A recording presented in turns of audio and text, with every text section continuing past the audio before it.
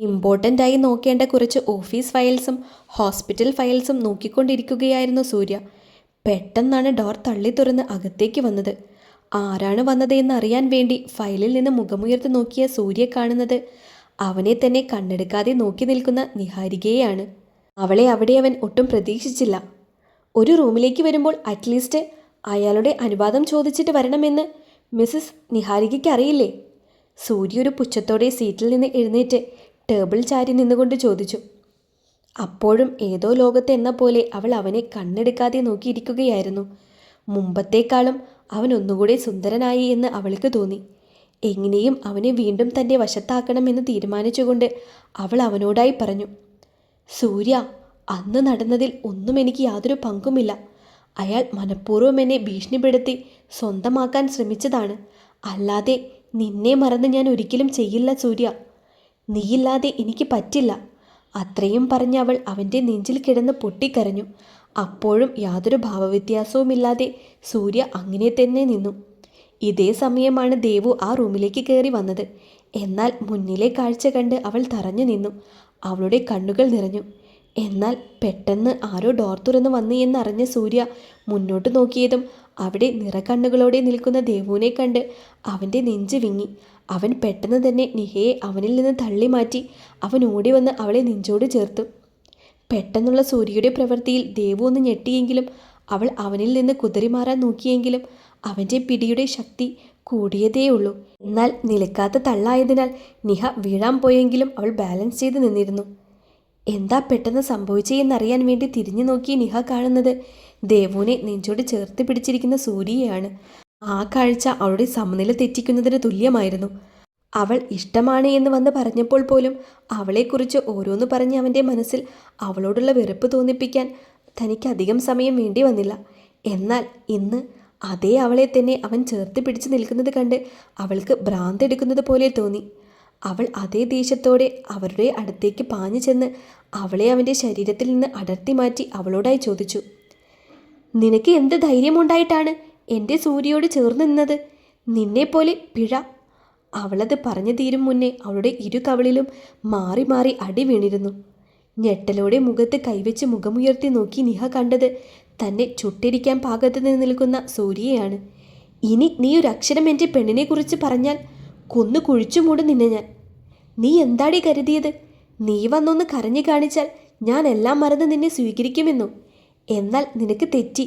നിന്നെ ഉപേക്ഷിച്ചാലും നിന്നെക്കുറിച്ച് എല്ലാം ഞാൻ അറിയുന്നുണ്ടായിരുന്നു. തുണി മാറുന്ന ലാഘവത്തോടെ നീ ഓരോ അവന്മാരെ മാറുന്നതൊക്കെ ഞാൻ വ്യക്തമായി അറിയുന്നുണ്ട്. അതുകൊണ്ട് കൂടുതൽ പുണ്യാളത്തെ ചമഞ്ഞ് ഇനി എൻ്റെ മുന്നിൽ നിൽക്കാമെന്ന് കരുതേണ്ട.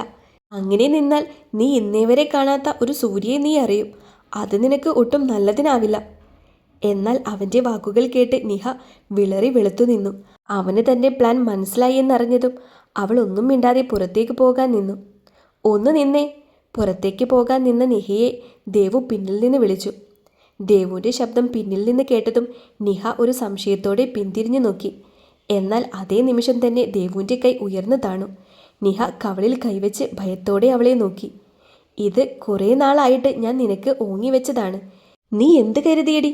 നീ എന്ത് വിളിച്ച് പറഞ്ഞാലും ഞാനതെല്ലാം മിണ്ടാതെ കേട്ടു നിൽക്കുമെന്നോ? എന്നാൽ നിനക്ക് തെറ്റി. ഇത് ആള് വേറെയാ. ഇനി നിന്നെ എൻ്റെ കൺമുന്നിൽ കണ്ടാൽ നീ ഈ ദേവിക ആരാണെന്നറിയും. ദേവു പറഞ്ഞു നിർത്തിയതും ഇനിയൊന്നും കേൾക്കാൻ ത്രാണിയില്ല എന്ന പോലെ നിഹ അവിടെ നിന്ന് വേഗം തന്നെ പോയിരുന്നു. അവൾ പോകുന്നത് നോക്കി ഒന്ന് നിശ്വസിച്ചുകൊണ്ട് തിരിഞ്ഞു നോക്കിയ ദേവു കാണുന്നത് തന്നെ നോക്കി കൈ രണ്ടും മാറിൽ കെട്ടി ഗൗരവത്തോടെ നോക്കി നിൽക്കുന്ന സൂര്യയാണ്. അവൻ്റെ നോട്ടത്തിൽ അവളൊന്ന് പതറിയെങ്കിലും അത് മുഖത്ത് കാണിക്കാതെ അവൾ അവനോടായി ചോദിച്ചു, എന്താ? എന്നാൽ അവളുടെ ചോദ്യത്തെ പാടെ അവഗണിച്ചുകൊണ്ട് അവൻ ടേബിളിലിരുന്ന റിമോട്ട് എടുത്ത് അതിൽ പ്രസ് ചെയ്തതും ആ ഡോർ ഫുള്ളി ലോക്ക്ഡായി. എന്നിട്ട് അവൻ പതിയെ അവളുടെ അടുത്തേക്ക് ചുവട് വെച്ചു. എന്നാൽ തൻ്റെ നെറുക് ചുവട് വയ്ക്കുന്നവനെ കണ്ട് അവളൊന്ന് ചലിക്കാനാകാതെ അങ്ങനെ തന്നെ നിന്നു. കാതിനരികിൽ ഏറ്റ ചുടനിശ്വാസം അറിഞ്ഞതും അവൾ കണ്ണുകൾ ഇറുക്കി അടച്ചു. ദേവു, കാതിൽ ആർദ്രമായി വിളിച്ചതും അവൾ കണ്ണുകൾ രണ്ടും ഇറുക്കി അടച്ചു. എനിക്കിഷ്ടായി കേട്ടോ. അവനൊരു കുസൃതി ചിരിയോടെ അവളുടെ കാതിൽ നാവിഴച്ചുകൊണ്ട് ചോദിച്ചു.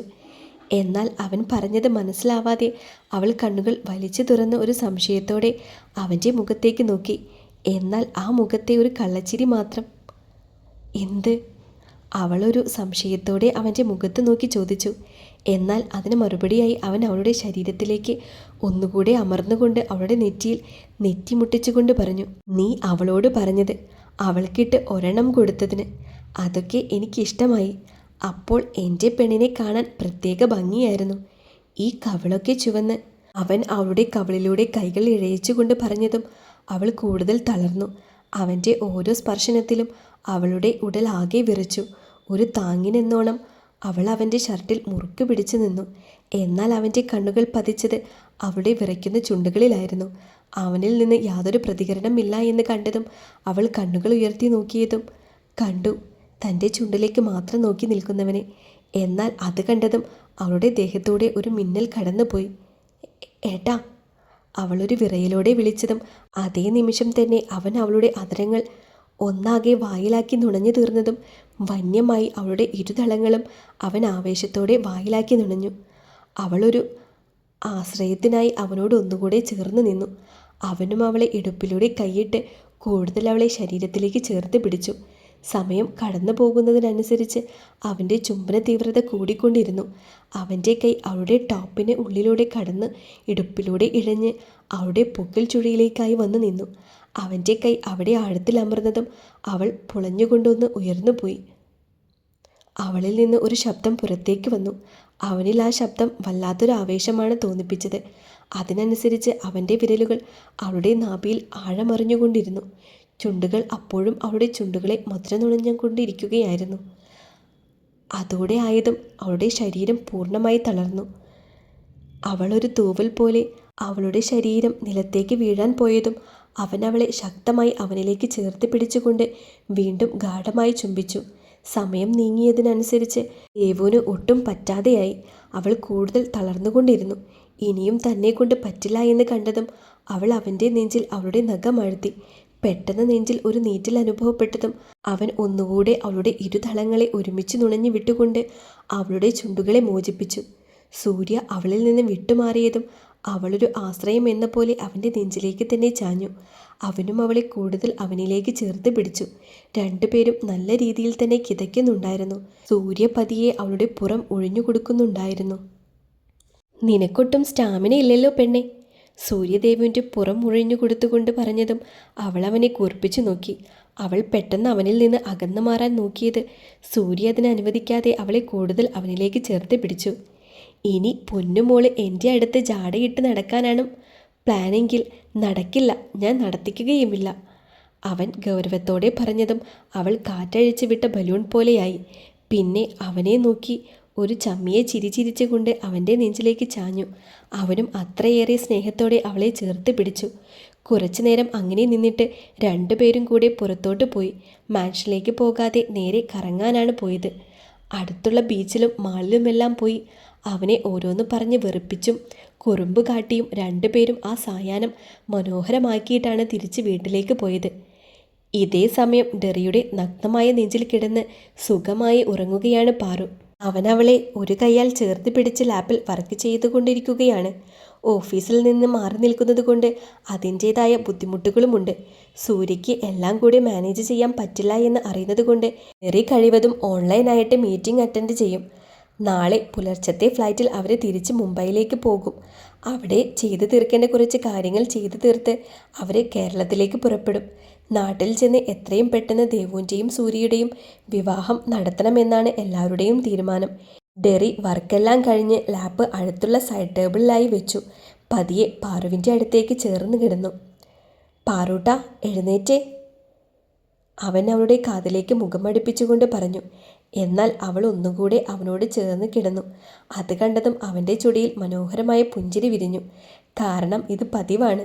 എഴുന്നേൽക്കാൻ മടിയുള്ളപ്പോൾ അവൾ ഇങ്ങനെയാണ്. അവനൊരു ചിരിയോടെ അത് ഓർത്തുകൊണ്ട് അവളെ വിളിച്ചുണർത്താൻ തുടങ്ങി.